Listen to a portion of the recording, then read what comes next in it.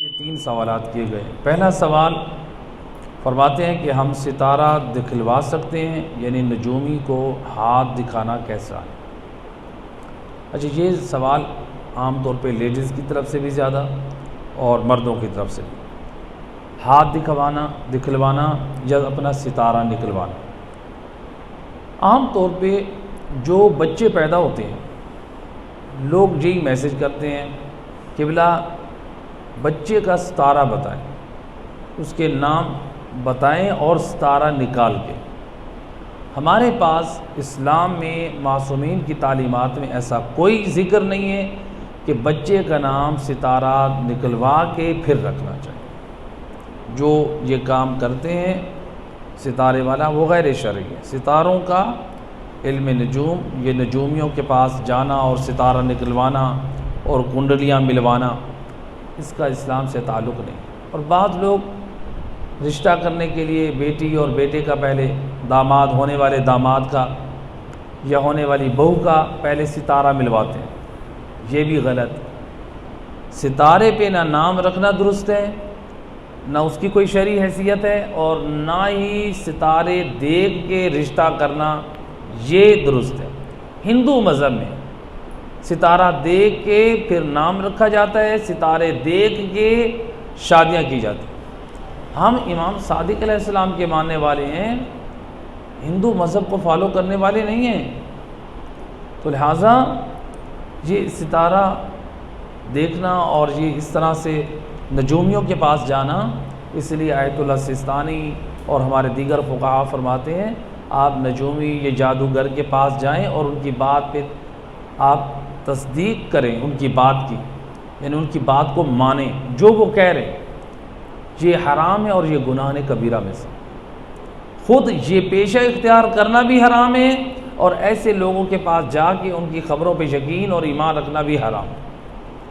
اور ہمارے پاس بلکہ روایت ہے حضرت محمد مصطفیٰ صلی اللہ علیہ وآلہ وسلم، آپ فرماتے ہیں من صدقہ منجما، سید الرسل کی روایت، آپ فرماتے ہیں جو شخص کسی نجومی کی تصدیق کرتا ہے، او کاہنا، یا کسی جادوگر کی، منجم نجومی کی یا کاہن کی جو تصدیق کرتا ہے، یعنی بات سن کے ان کی بات کو مانتا ہے، فقد کفر بما انزل علی محمد صلی اللہ علیہ وآلہ وسلم، تو یہ شخص ان تمام چیزوں کا کفر کر رہا ہے جو مجھ محمد مصطفیٰ صلی اللہ علیہ وآلہ وسلم پہ نازل ہوئے، یعنی یہ قرآن کا بھی منکر ہے اور جو میرے اوپر اور احکام نازل ہوئے ہیں ان کا بھی یہ منکر ہے۔ یہ رسول اللہ فرما رہے ہیں، یعنی جادوگر کے پاس جانا اور نجومی کے پاس جانا۔ اور یہاں پر روایت ہے امام علی ابن ابی طالب علیہ الصلوۃ والسلام سے، اللہم صلی علی محمد، امام فرماتے الساحر کالکافر، جو جادوگر ہے وہ کافر کی طرح ہے۔ اور دیکھیں لوگ کافروں کے یعنی جادوگر کے پاس جاتے ہیں، اور فرمایا الساحر کالکافر فی النار، جادوگر کافر کی طرح ہے اور وہ جہنم میں۔ کیوں جادوگر کو کافر کہا گیا ہے؟ دیکھیں جو جادوگر ہوتا ہے، جادو کرنے کے لیے جو جادوگر ہوتا ہے اس کو جو اس کے عمل ہیں، عمل جادو کرنے کے لیے وہ قرآن کو نجاست سے لکھتا ہے اور وہ الٹے الفاظ شروع کرتا ہے، یعنی قرآن شروع ہو رہا ہے الحمد سے تو ولضالین سے وہ کہاں سے شروع کرے گا؟ نون سے، ولضالین کی جو نون آخر ختم ہو رہی ہے وہاں سے، یعنی الٹا، جیسے کہتے ہیں نا ریورس گیئر لگانا گاڑی کا، جیسے یعنی الٹا، قرآن کی مخالفت، توہین کرنا۔ دوسرا نجاست سے لکھتا ہے، یا تو خون کی نجاست سے جو پیریڈ کے ایام میں لیڈیز کی اس نجاست سے، یا مادہ منویہ منی سے۔ اس قدر قرآن کی توہین، اور یہ کہاں لکھتا ہے بیٹھ کے؟ عام طور پر یہ قرآن پر بیٹھ کے لکھتا ہے، کعبے کو پشت کر کے لکھتا ہے۔ اب دیکھیے کتنے اعمال ہیں جو انسان کو کافر بنانے والے ہیں۔ یہ جو عام طور پہ بنگالی بابے بیٹھے ہوتے ہیں یہ سب فراڈ ہیں، جادوگروں کے پاس نہ جایا کریں۔ دیکھیں ایک چیز بتا دوں میں اپنی ماؤں بہنوں کے لیے، بیٹیوں کے لیے اور جوانوں اور بچوں کے لیے۔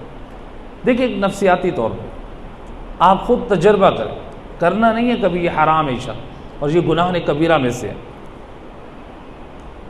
مثال کے طور پہ آپ 3 یا 4 ہڈیوں کے اوپر دھاگا لپیٹ کے اپنے گھر میں پھینک دیں، پھر دیکھیں آپ کی اہلیت میں کتنا خوف و ہراس پیدا ہوتا ہے۔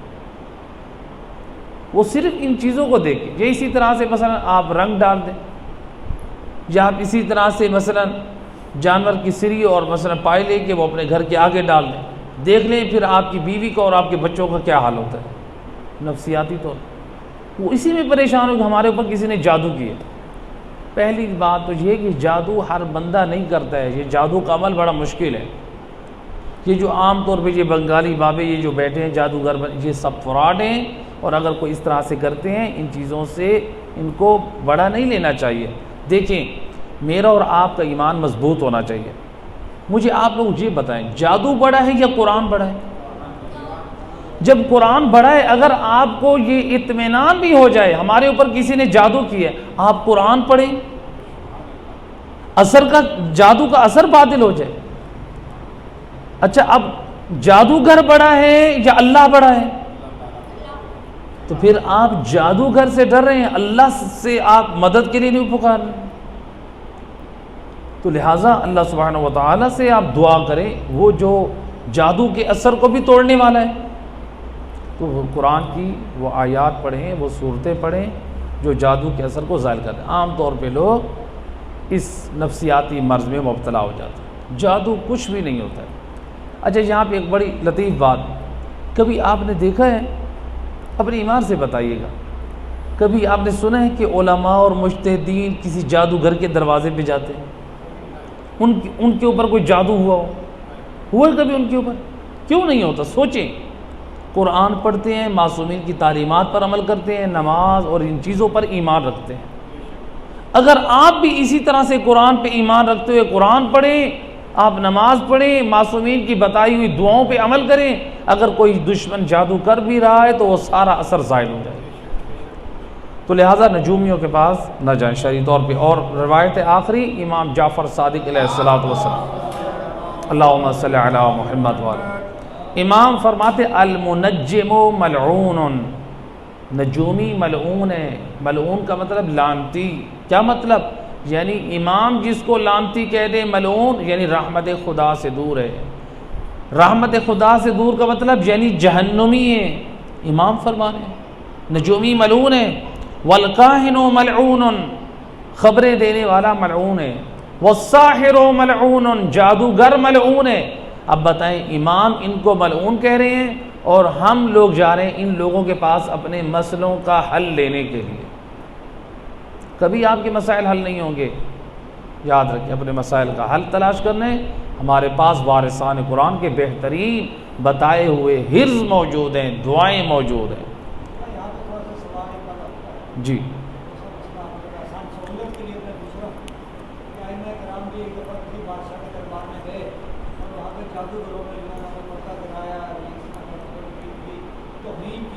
جی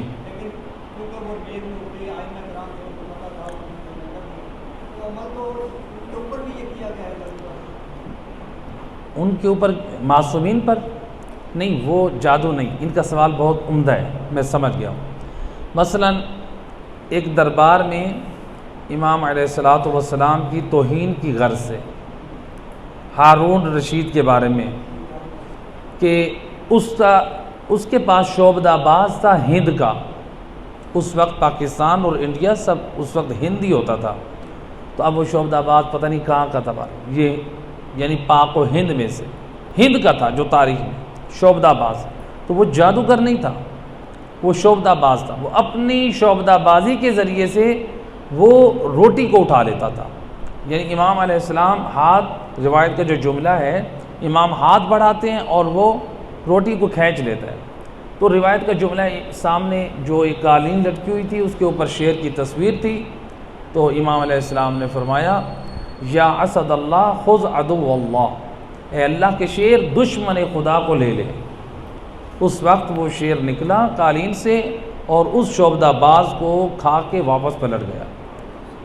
جو ملتا ہے کہ وہ ہارون رشید اور غلام سارے بے ہوش ہو کر گر پڑے جب افاقہ ہوا۔ یہی وارث دین کے خدمت میں کہ میرا وہ قیمتی بندہ پلٹا دیجیے۔ تو روایت کا جملہ امام نے وارث دین نے ایک جملہ فرمایا، اگر وہ عصائے موسیٰ ان رسیوں کو نکال دیتا جو فرعون کے دربار میں جو کھائے تھے تو پھر میں بھی اس کو واپس پلٹوا دیتا۔ تو وہ شعبدہ بازی تھی، تو لہٰذا اب وہ اپنی طرف سے اپنی زور اور طاقت کو ظاہر کر رہے تھے، لیکن اب یہاں پہ دیکھیں اللہ اپنے اولیاء کو بھی تنہا نہیں چھوڑتا ہے۔ یہ اللہ کی طرف سے ایک تائید اور نصرت ہوتی ہے کہ تم جتنے بھی اپنے ہیلے اور مکر کر لو، یہ ہمارے انبیاء، یہ اولیاء، یہ تائید یافتہ ہیں۔ لیکن جب بعض لوگ یہ سوال کرتے ہیں کہ پھر مقتل گاہ میں کیا ہوا، انبیاؤں کو آرے میں کاٹا گیا، وہ مقامی امتحان ہے۔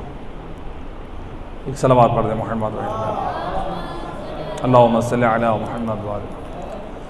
دوسرا سوال یہ کیا گیا ہے، فرماتے ہیں کہ اگر بچہ سکت ہو جائے اس کا شرعی حکم کیا ہے؟ چونکہ ڈاکٹرز عام طور پہ نرسیں انہیں شاپر میں ڈال کے ڈسٹ بین میں ڈال دیتی ہیں اور کوڑا کرکٹ والے اس کو گندگی میں جا کے کہیں پھینک دیتے ہیں۔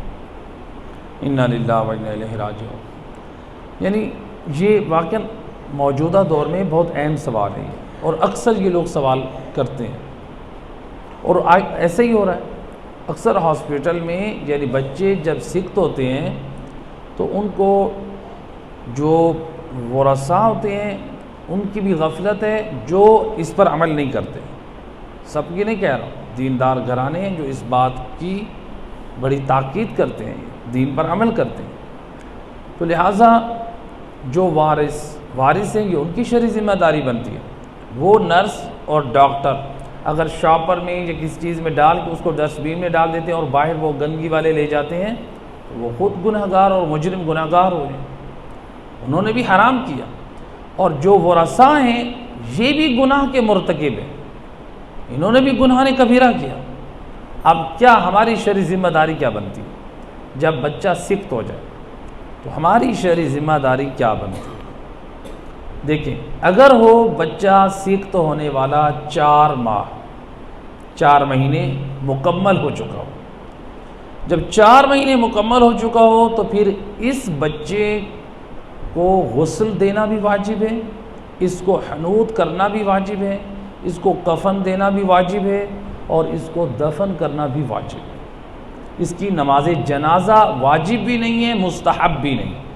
اگر کوئی پڑھنا چاہے رجائے مطلوبیت کی نیت سے پڑھ سکتا ہے، ورنہ مستحب بھی ثابت نہیں۔ آغا سیستانی کی طرف سے یعنی جو 4 ماہ کا بچہ سکت ہوا ہے، یہ 4 ماہ سے اوپر کا بچہ ہے، یعنی کم سے کم یعنی 4 ماہ جس کو مکمل ہو گئے، یعنی اس کی بات کر رہے ہیں، تو جو 4 ماہ سے اوپر والا ہے اس کے لیے بدرجہ اولا یہ حکم جاری ہوگا۔ اب آتے ہیں وہ بچہ جس کو 4 ماہ مکمل نہیں ہوئے لیکن اس کے اعضاء مکمل ہیں، نارمل بچہ ہے۔ عام طور پہ جو بچہ مکمل ہوتا ہے وہ 4 ماہ کا ہوتا ہے، 4 ماہ جیسے ہی مکمل ہوئے بچہ مکمل ہو جاتا ہے۔ بچہ مثلا 3.5 ماہ کا ہے یا 3 ماہ کا، لیکن بچہ جو ہے وہ نارمل ہے، اعضاء سب اس کے مکمل ہیں۔ اب اس صورت میں کیا کریں؟ اس صورت میں آغا سیستانی فرماتے ہیں اس صورت میں بھی احتیاط واجب ہی ہے، آپ اس کو غسل دیں، اس کو کفن دیں، اس کو حنوط کریں اور اس کو دفن کریں۔ اس صورت میں بھی کیا ہے؟ احتیاط واجب ہے۔ لیکن اگر بچہ جو سکت ہوا ہے اس میں ابھی اعضاء نہیں، مثلا 2 منتھ کا ہے، ایک لوتھڑا اس طرح سے نامکمل ہے، ایک وجود کی شکل میں ہے، اگر وہ سکت ہوا ہے تو پھر کیا کریں؟ پھر ایسی صورت میں اس کو ایک کپڑے میں لپیٹ کے پھر اس کو دفن کرنا، یہ احتیاط واجب ہے۔ یعنی اس کا غسل نہیں ہے، اس کا حنوط نہیں ہے، اس کا کفن بھی نہیں، بس ایک کپڑے میں اس کو لپیٹ دیں، کپڑے میں لپیٹ کے اس کو دفن کرنا واجب ہے۔ یعنی وہ لوتھڑا، وہ ایک وجود جو ابھی مکمل نہیں ہوا، اس کو بھی فقہاء فرماتے ہیں آپ کو اجازت نہیں ہے کہ آپ اس کو ہاسپٹل میں ڈسٹ بین کے حوالے کر دیں اور گندگی کے ڈھیر میں اس کو بھیج دیا جائے، شرعاً حرام اور گناہ ہے۔ لہٰذا اس چیز کی طرف توجہ کرنی چاہیے۔ صلوات پڑھ دیں محمد وسلم۔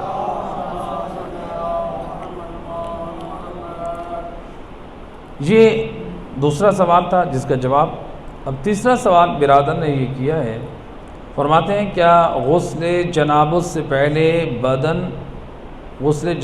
پہلے صابن سے بدن اور شیمپو سے بال دھونا واجب ہے؟ یہ عام طور پہ لیڈیز کا سوال ہوتا ہے، تو بہرحال اور نوجوان بھی اکثر یہ سوال کرتے ہیں۔ غسل جنابت سے پہلے، غسل جنابت ہو یا لیڈیز کے غسلوں، پیریڈ کے ایام یا دیگر غسلوں، غسل سے پہلے بدن کو صابن سے دھونا واجب نہیں عام حالات میں، اور اسی طرح سے بالوں کو شیمپو سے دھونا بھی واجب نہیں۔ ہاں یہ اور بات ہے کہ اگر بدن پر کوئی چیز رکاوٹ ہے تو اس کا دور کرنا واجب ہے، وہ دھوتے ہوئے دور ہو جائے ٹھیک ہے، یا اگر آپ کے دھوتے ہوئے دور نہیں ہوگی مثلا آپ چاہتے ہیں پہلے دور کر لیں، وہ بھی صحیح ہے، تو لہٰذا رکاوٹ کو دور کرنی چاہیے۔ ویسے عام حالات میں یعنی انسان بدن نارمل ہے، کچھ بھی نہیں، اور وہ کہے کہ میں صابن سے دھوؤں یہ ضروری ہے، ایسا نہیں ہے ہرگز، یہ لوگوں نے اپنے ذہنوں میں بٹھا رکھا ہے۔ تو لہٰذا بلکہ غسل سے پہلے جو ہے انسان اپنے اعضاء جو بدن کے نجس ہو چکے ہیں ان کو ایک دفعہ پانی بہا کے انسان ان کو پاک کر لے۔ پاک کرنے کے بعد پھر انسان اگر صابن سے اپنے بدن کو دھونا چاہ رہا ہے تاکہ وہ صابن نجس نہ ہو، چونکہ مسئلہ اگر میں پھیلاؤں تو پھر بہت زیادہ پھیل جائے گا، تو پھر اگر صابن نجس ہو جائے گا تو پھر اس کو پاک کرنے کا علیحدہ طریقہ ہے۔ تو لہٰذا بہتر یہی ہے آپ اپنے بدن کو پہلے پانی سے پاک کریں، اس کے بعد آپ صابن کے ساتھ اپنے بدن کو آپ دھو لیں۔